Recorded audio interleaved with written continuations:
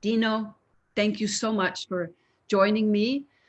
We have been so honored to pick or select leaders who have an authentic commitment and are truly walking the talk around gender intelligence and inclusion. And of course, Vale is from my perspective, having done this work for 30 years in every industry you can imagine, you are at the leader in the mining industry to really take this on and say we want more women in operations is an extraordinary stand, right, to take.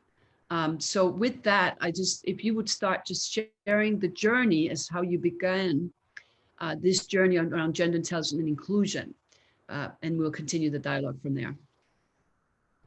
Yeah, thanks, Barbara, and it's a pleasure to be here. I think I should be the one honored talking to you today, and I thank you for the work you're doing with not just the organization here in Canada, but more widespread for Vale. I really appreciate it. For me, the journey started, I'm not sure coincidentally or not, but really post the tragic events in Brumadinho, and my background here talks to a conversation that's been quite emotional at times, but very deep in our organization over the last 2 years since the tragic events in Brumadinho, and what we've learned about who we were is that we needed to be different, to not allow that to ever happen again. And being more inclusive and open as an organization was fundamental to that, and key to the new purpose that we have and where we're driving into the future. And for us as an organization, diversity at its core is intrinsically linked to where we want to be. So thanks again for allowing me to comment today. Absolutely, my pleasure. It would be fabulous for the audience who are going to be listening to this to share a little bit about, not spend too much time on what the breakdown was, because you really did create a breakthrough here, but it really was a very heart and soul breakdown that occurred 2 years ago. Would you just share just briefly what actually happened so people aren't wondering? Yeah, sure. And I think when you're in it for so long, it's often you don't step back sometimes and really reflect on what happened. But we had a dam failure in one of our operations in Brazil, and it was a catastrophic event that impacted tragically the lives of 270 people, most of which were our own employees. And they were in the line of fire of essentially a mudslide that took them out. And the technical report will be what the technical report is, and you'll have technical answers to why it happened. But deeper than that, we really looked at the culture and looked at ourselves in the mirror and asked ourselves, how do we really truly guarantee this doesn't happen again? It is, unfortunately, in our industry, we've had a series of these, and it's not the first I've been involved with in the mining industry in my career. So it's incumbent, and the responsibility we share as leaders in this business is the commitment we must make to the families affected is that it can't happen again. Yes. And what we learned out of that was a culture of we're so proud as an organization, right? We have a rich history in many parts of the world in which we operate. Yet what's come with that was an element of potentially not listening as much as we should, right? And creating this super resilience, almost militant-like machine of our operations. And what Brumadinho caused us to do is have that breakdown, as you say, Barbara, and then get to a point of breakthrough. again, what drives me is I owe it to the families, right, to have this conversation and be challenged, right, and having the courage to challenge the status quo and listening to different perspective on very true problems that we've had. Um, and and and it's not easy, right? And as you learn more about this, um, and sharing our own experiences that we all have in this space, yeah, it was very quickly we reached a point where, hey, something needs to change, and Yes. I think that's led to, I think, the partnership with folks like yourself, Barbara. Yes. Thank you so much for sharing that. And now we are in the moment of breakthrough, and we met in July and we embarked on gender intelligence. And I was, extraordinarily impressed at how you in particular embraced it and engaged in it. And, all we can do really is plant seeds, right? In terms of giving aha moments and learning nudges, but it's what you do with it in terms of how you move forward. So if you could care to share your journey, since July or before, and where you are in terms of your success stories and what has been happening, so the audience can really derive value from some great successes here. Yeah, thanks, Barbara. Maybe if I can start with my own experiences, and I guess I'm privileged in a sense that I've been exposed to this in my previous life. I also have my own background and my own story, which really drives for me a sense of equality is really important as a value, as a human for me. And for me, what does equality mean? And I think it's a generalized term these days, but for me, it's about ensuring the experiences that you have are not biased, right? And that we give our experience base as leaders to as many people as we can, and share that. And really, as a leader, and particularly as a white male leader, and I'll call that out, is that I think it's incumbent on us as the majority in our industry at the moment to lead the way and be different. So I stand for it. I look for symbols and structures that we have in the organization to shift them. But also, I think, the teams that we surround ourselves with is one of the most important aspects of any leader in our industry.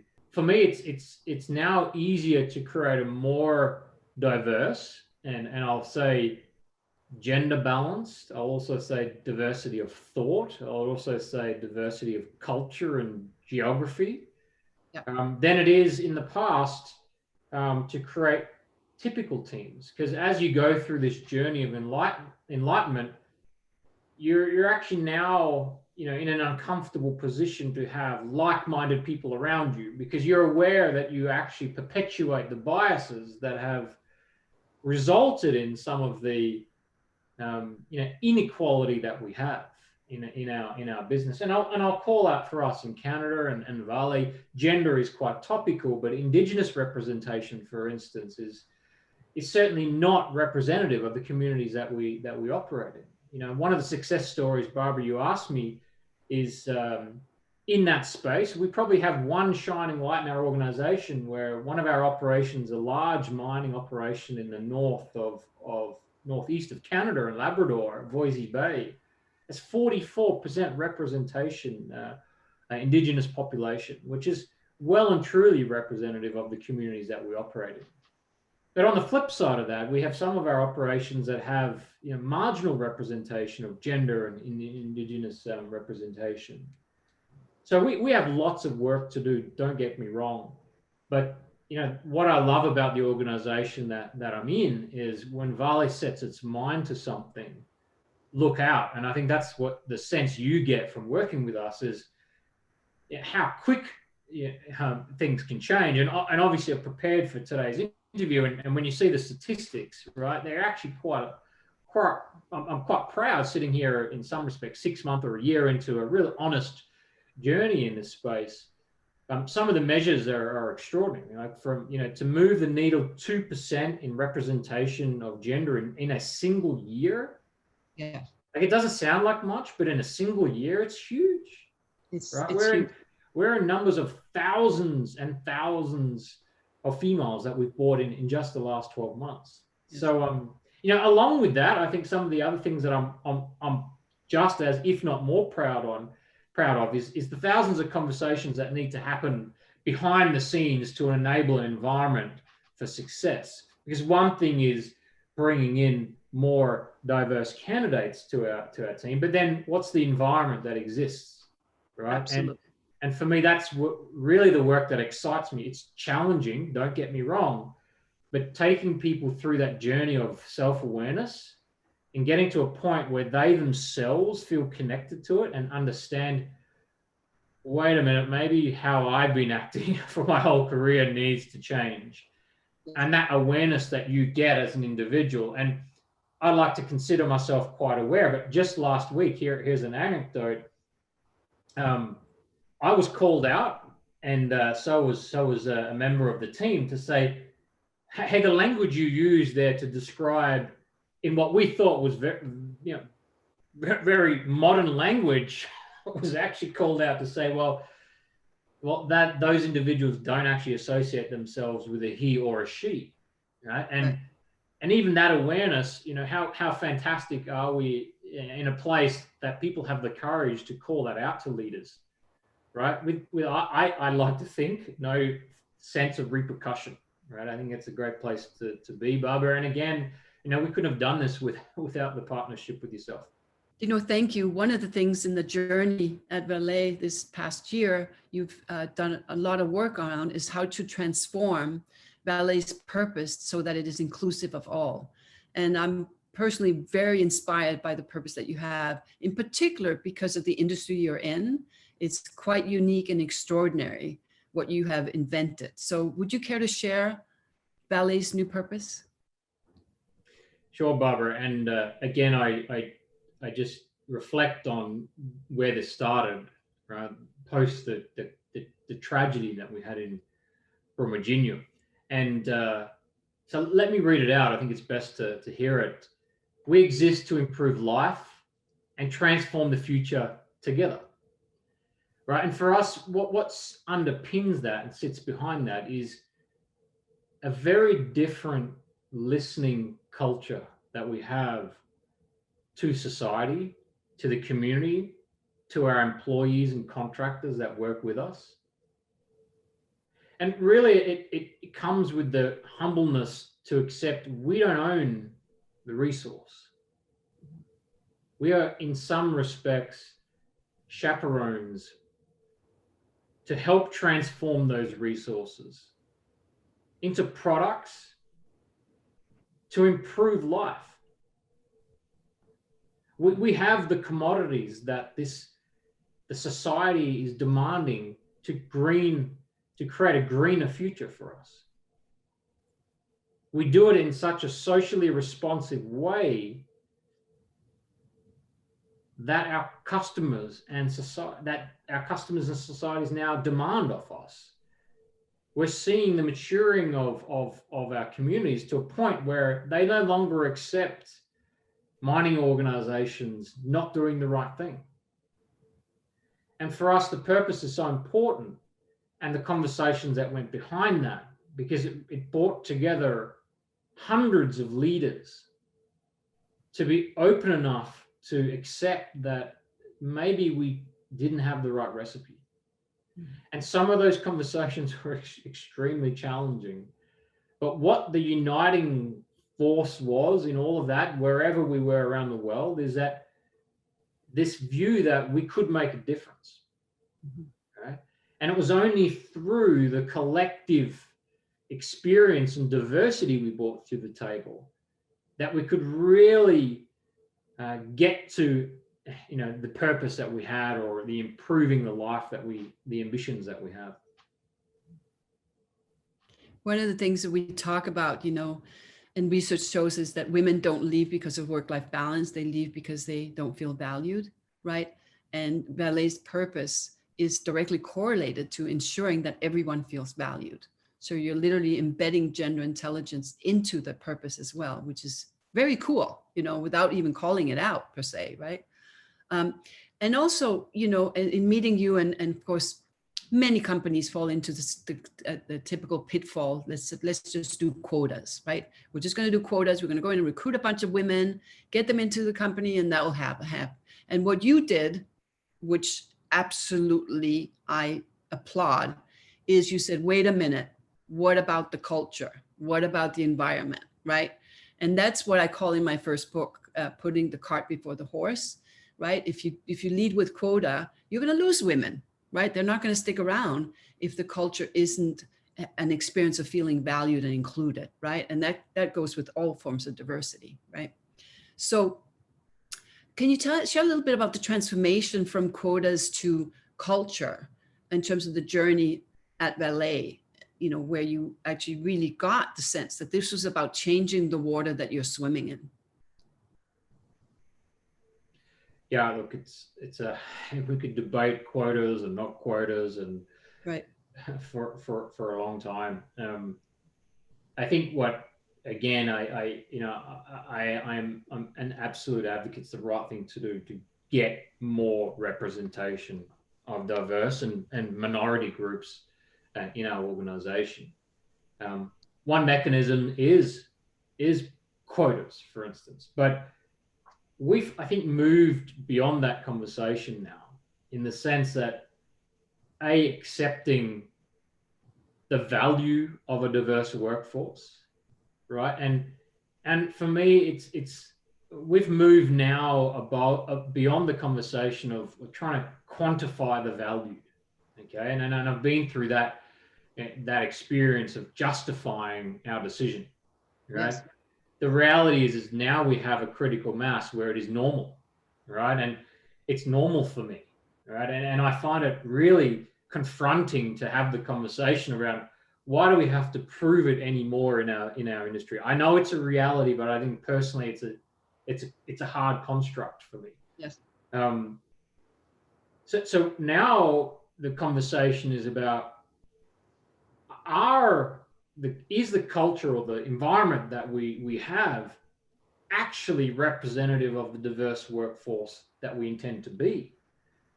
So we're exploring, you know, a really interesting range of topics of how behaviors are adjusting, even though you have these diverse work teams set up, although you're getting those stereotypical behaviors still reappearing, right? And even though on paper you're balanced in some respects, so why are we getting these, you know, behaviors that in some respects are unsafe, Yes, in some respects illegal, right? They're power-based conversations still manifesting itself. So it forces us to now look deeper, right? Deeper than just the transaction of a quota, to a much more heartfelt conversation and an honest conversation about, well, what is and how are we being, right? And how are we, you know, unconsciously fostering the old,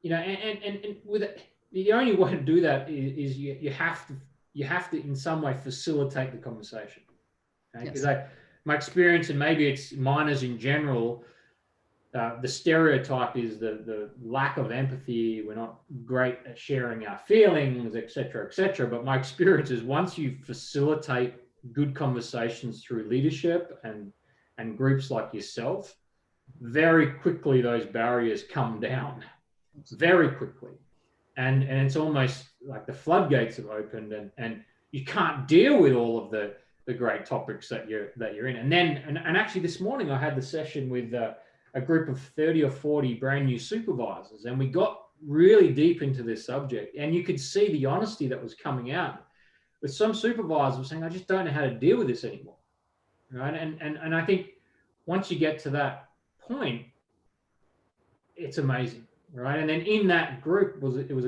quite a diverse mix, and you had people who were saying, well, why don't you try it like this? And it was like, you could see that there was this open, genuine hunger to try something different. So Yeah. I think that's the paradigm we're moving to. Not only us, but I think the industry is moving to that space as well, where we're having these very open, genuine conversations now, and it can only be for the better, right? Because you're seeing people grow and dropping. It's almost like they're ridding themselves of this baggage and resilience, that we've carried. And I myself has carried that. You build an armor in this industry, in this culture, and what you're helping us do is shed that and show a little bit of our true selves and be comfortable in the uncomfortable, so to speak. Yeah. It really is a privilege to be working with you, Dino, and your company. And I will say that there's a story to be told here. There's a book to be had here as we continue the journey. What do you think is next? Standing on the shoulders of where you are now, what do you think is next in terms of, accelerating gender intelligence, inclusion, within the culture of Vale? I see it really through two lenses. I think that the approach we've had, it needs to penetrate, it needs to continue, it needs to be an embedment, right? And as generations change, things also change in terms of our own bias. So what is normal now for us, when I talk to my young children, I can already see into behaviors between them as a group of people coming and growing up, that already with all my training, I'm like, whoa, that's pretty mature for a 5-year-old kid to be having these conversations. Yes. So I think we need to continually learn and adapt, right? That's one stream. For me, what's next is harnessing the value, Mm-hmm. right? Because the purpose we have is ambitious, okay? Yes. And what we're delving into is really a complex environment of challenging some of the economic paradigms that existed in the free market system, for instance. Right? It's about sustainable investment. It's about how do you actually become forthright and solve some of those challenges that have existed. And I think what we're seeing now globally is a real commitment. And I think we're beyond the cusp of the need to do this. So I think what I'm really excited about actually is how this now translates to outputs, to real value accretion. As the Jim Collins famous Good to Great, I think this is the vehicle now to create great organizations, right? By any measure, they're great organizations. And they have something that attracts the best talent, right? Because these problems that we're embarking on are real complex global scale problems. And for me, that's the most exciting part of the journey. And I've been privileged enough to see, groups of difference come together and solve what historically has never been able to be solved before on a very micro level to a macro level, right? And behind us is one very real problem that we have in the planet. I mean, here behind, I get to work for a company that protects a huge amount of the Amazon rainforest, right? And for us, that's our backyard. So how do we use this now as an opportunity to listen differently and create solutions to the very real problems that the planet has? It supersedes just the geography anymore. So I think that's the piece that it really gets me going, Barbara. And I see this as a direct connection to that. Yeah, that is just excellent. Thank you, Dino. Is there anything we haven't touched on that you would like in terms of parting words? Look, again, it may be a bit selfish, but I do always like to call out, men, right, of privilege. It's my call out to you is don't do what I've done in the past, which is support but not really support.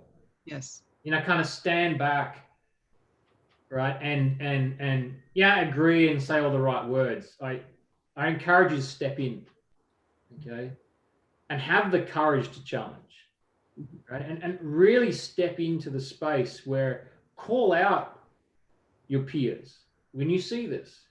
It's not just a great education process that you got. It comes with a responsibility to say, hey, and often when the message comes from a peer, it is more meaningful, I think, than from a stranger. Yes. And people can relate to that. And I think that's the momentum that we need to start and enable the environment. And very quickly, that environment will be a much more balanced and diverse environment in any case. But I think I have a role to play to fast track that. Yes. To make it go quicker. Yes. And you are that. And I thank you for that. We have, I started this journey 30 years ago, and mostly I was talking to women, and I said, why are we talking to each other? Where are the men? Let's engage the men. And I can't remember how many conferences I would do keynotes all over the world. And then 90% of the audience would be women, right? So the fact that you, as, one of the gender intensive leaders out there in the world, really saying that, not just say yes, but engage, intervene in an empowering way, is really, really what's going to shift the culture. I really mean that. And I've seen that. So, Dino, I thank you for your time. It is a privilege to spend the time with you. And soon, we'll see you soon. Thank you so much for your time. Yeah, thanks, Barbara. It's humbling to be working with someone as globally recognized as yourself and your organization. I really appreciate it.